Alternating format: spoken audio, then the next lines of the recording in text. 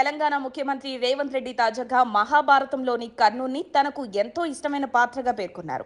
తెలంగాణ మాదిగ ఉద్యోగుల సమన్వయ కమిటీ నిర్వహించిన ఆత్మీయ సమావేశంలో పాల్గొన్న ఆయన పలు కీలక అంశాలపై మాట్లాడారు. 2023 ఎన్నికల్లో ప్రజలకు అనుకూలమైన పాలన రావాలని ఆశించిన ప్రభుత్వ ఉద్యోగుల కృషి వల్లే తమ ప్రభుత్వం ఏర్పడిందని రేవంత్ అన్నారు. గతంలో అధికార వ్యవస్థ మద్దతు లేకపోయినా తప్పుడు కేసులను ఎదుర్కొంటూనే ప్రజల ఆశీస్సులతో అధికారంలోకి వచ్చామని ఆయన గుర్తు చేశారు. మాదిగల వర్గీకరణ కోసం 3 దశాబ్దాలుగా సాగిన పోరాటానికి తమ ప్రభుత్వం శాశ్వత పరిష్కారం చూపిందని చెప్పారు. సుప్రీంకోర్టు తీర్పు తర్వాత వర్గీకరణను అమలు చేసిన దేశంలోని తొలి రాష్ట్రంగా తెలంగాణ నిలిచిందని ఆయన గర్వంగా తెలిపారు. ఈ ఉద్యమానికి తాను ఎందుకు మద్దతిచ్చానో వివరించేప్పుడు మహాభారతంలోని కర్ణుడు మరియు బార్బరీ పాత్రలను ఉదాహరణగా చెప్పారు. కర్ణుడు మిత్రధర్మాన్ని కాపాడినట్లు తాను కూడా మాదిగలను తన మిత్రులుగా భావించి వారి పక్షాన నిలబడ్డానని అన్నారు. బలహీనుల పక్షాన నిలబడ్డం భీమసేనుడి కుమారుడి లక్ష్యమని చెప్తూ న్యాయం మీ వైపే ఉందని నమ్మి రాజకీయంగా ప్రమాదం ఉన్నా ఈ నిర్ణయం తీసుకున్నామని వివరించారు. వర్గీకరణ అమలైన తర్వాత కూడా కొన్ని సమస్యలు మిగిలిన్నాయని ఆయన అంగీకరించారు.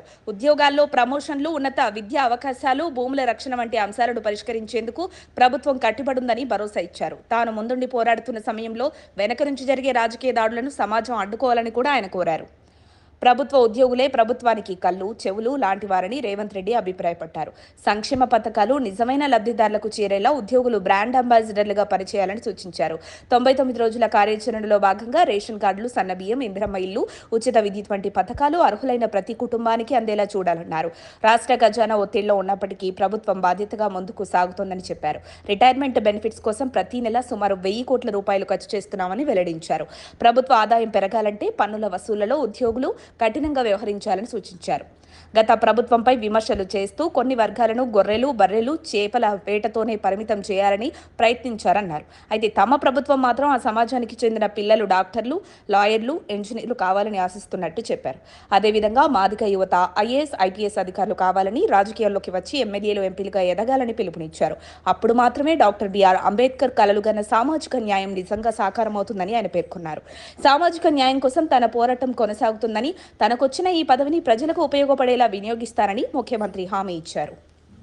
మరిన్ని అప్డేట్స్ కోసం మా కాయ్ టీవీని సబ్స్క్రైబ్ చేసుకోండి. మా వీడియో కనుక మీకు నచ్చినట్లయితే లైక్ చేయండి, షేర్ చేయండి.